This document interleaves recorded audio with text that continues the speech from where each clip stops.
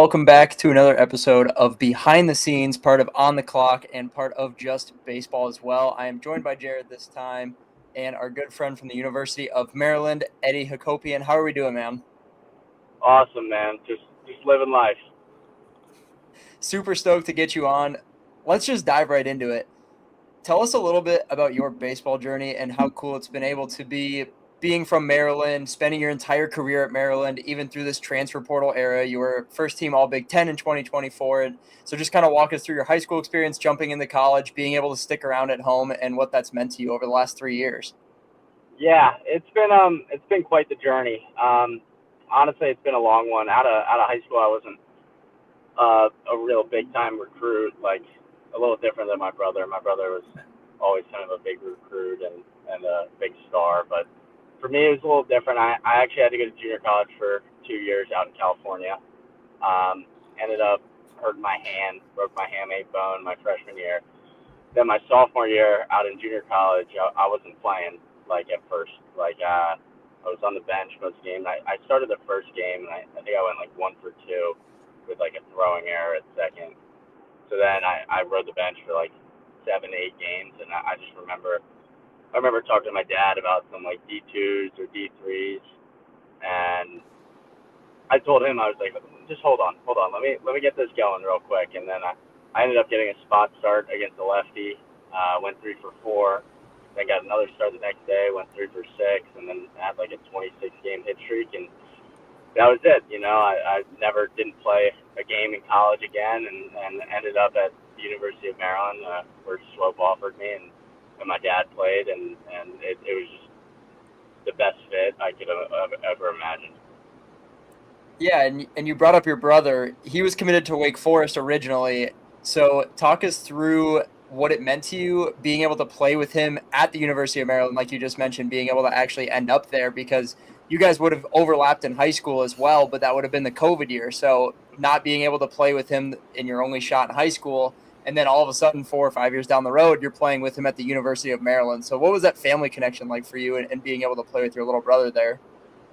Yeah, I mean, we never really thought of it as a possibility. It was funny. It kind of just arose out of nowhere, and I was like, hey, like, why don't we just play together? Like I'm sure it'd work out. Like I'm sure we would take you, and then my mom got a hold of the idea, and then it was just it was kind of over from there, and it ended up working out, and we had 2 great years at Maryland, and I mean those memories they'll last a lifetime, and I'm very happy that we did it for my mom because my mom loved it so much.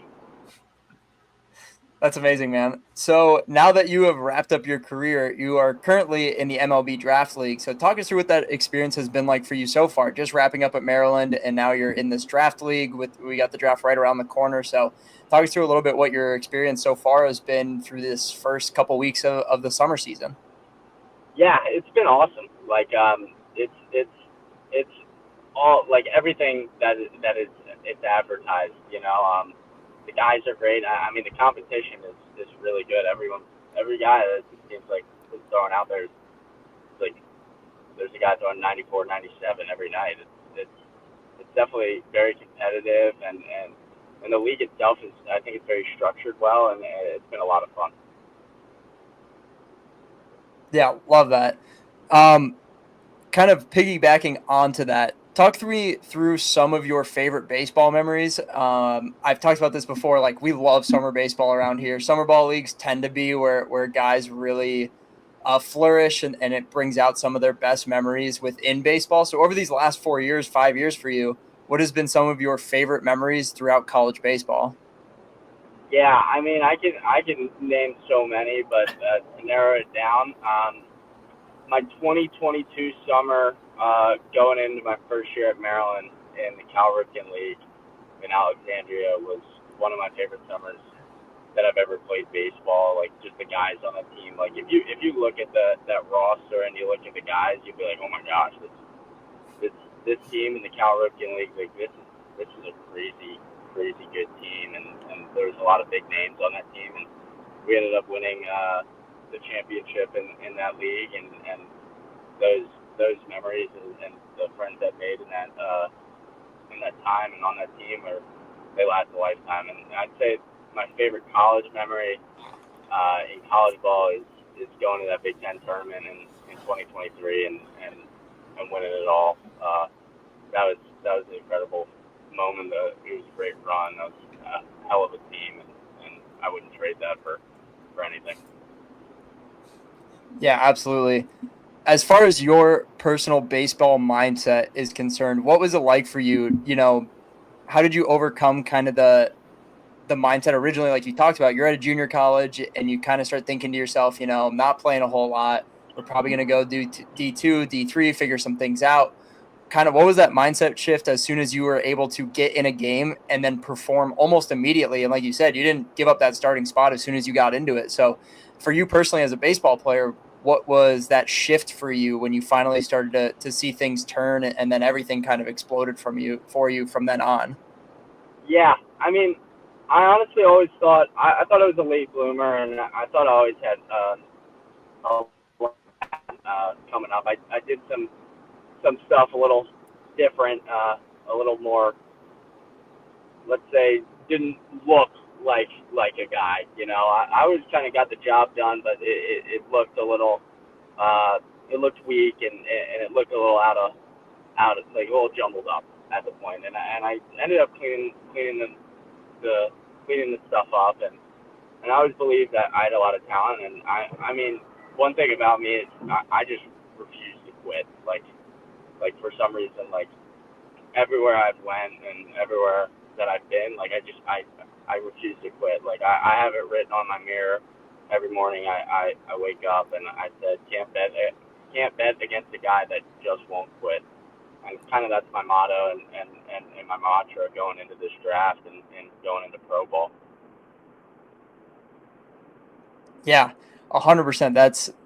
That's incredible to hear, especially because when you kind of look at yourself and you hear some things, you're a little bit more undersized coming out of high school. So not only growing physically, but just having that attitude. And it seems like a lot of the time those guys that are physically a little bit smaller until they grow always seem to have that gamer mentality that just truly get after it. And I think I can speak for both of us and most people that watched you throughout the seasons that you really just get after it day after day. And it's so much fun to watch. And I don't doubt as soon as you get picked up in this draft that we're going to continue to see that through the minor leagues. Yeah, I was gonna say I caught you a lot out in Maryland. I live out in the Gaithersburg area, and one thing that was always impressive was that the kind of not necessarily the chip on your shoulder that you had, but the intensity that you played with. Talk a little bit about that mentality. Kind of touched on it there in the last answer, but how has that really helped kind of drive you in your performance every day?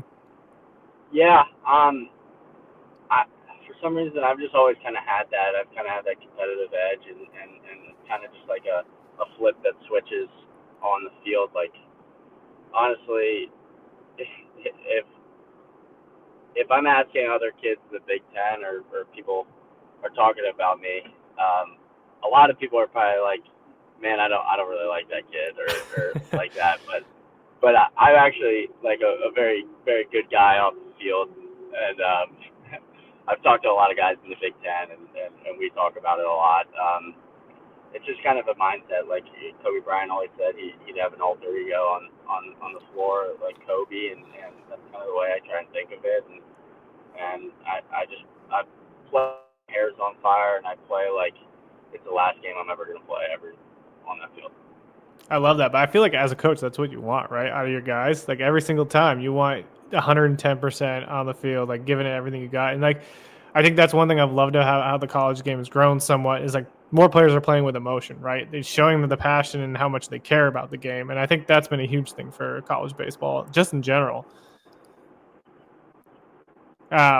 Oops, it's like you're frozen there. Oh, there you are. You're back. We lost you for a second. Wait, Um, okay. yeah, no. The next question I was going to kind of dive into, you had the opportunity to play for both Coach Vaughn, Coach Swope, kind of two great player coaches. Talk about your experience playing for both of those guys. Yeah, I mean, there's just two outstanding guys. Yeah. First and foremost, like two of my favorite coaches I've ever played for. Vaughn, just a great leader and a great coach. Swope, just unbelievable with the hitting side of everything, and just one of the best hitting coaches in the country. Just outstanding guys. I still have a good relationship with both of them. I still try and talk to them as much as I can, and I really enjoyed playing for them in my career, and those are the guys that I want to say that I played for, and I'm happy that I did. Yeah, I love it. The next question I was gonna to dive into is what are some of the passions? I know you just mentioned you went golfing, but what are some of the things you love to do to help you get your mind off of baseball and kind of make you who you are off the field? Yeah, I'd say golf is the big one right now. Mm-hmm. Golfing, I try to hang out with my friends as much as possible. I like to fish a little. That's a little more rare, just because I just don't have much time right now. Yeah. But honestly, all my off days consist of golfing and just sitting by the pool at the house right now, because I'm lucky enough to live at home. It's Frederick, so close to my house. I love it. Will, I'll turn it over to you if you have any questions for it. Dive into some more fun ones here. Yeah, I'm following up on the golf question. You've got no concerns about the golf swing messing up the baseball swing, or you've got those two pretty separated right now? I hope not, honestly. I've been working on some things with my baseball swing. I'm not thinking the golf swing affecting it much. I think if anything, the baseball swing's gonna mess up the golf swing, but not in reverse. I hope not, honestly.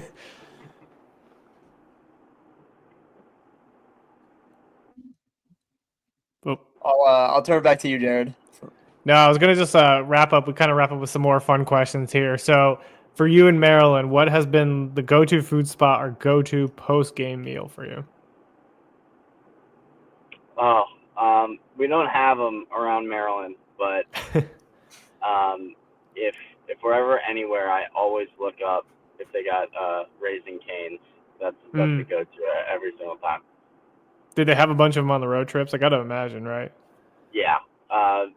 If they didn't, I was really upset, actually. Just in this draft league, when we went up to Ohio in the Mahoning Valley, they had one right next to our hotel. I was pretty fired up. That's perfect. If you could face one MLB pitcher, past or present, who are you stepping in the box against? Oh, that's a great question. Who would I want? I think I would match up very well with a Greg Maddux, just a strike thrower, kind of throws soft. I could be regretting that one, but I think that'd be a fun matchup. Which pitcher are you getting to drive in the gap or over the fence? A heater. He's gonna try backdoor heater, and I'm gonna hit it down the right field line. Love it. Love it. Build your Mount Rushmore of infielders. So this can be like, doesn't have to be the top of all time, just guys you looked up to or tried to not necessarily model your game off of, but just like looked up to in general. Okay, this is great. I go number 1, Rod Carew. Love it. Old timer. Rod Carew.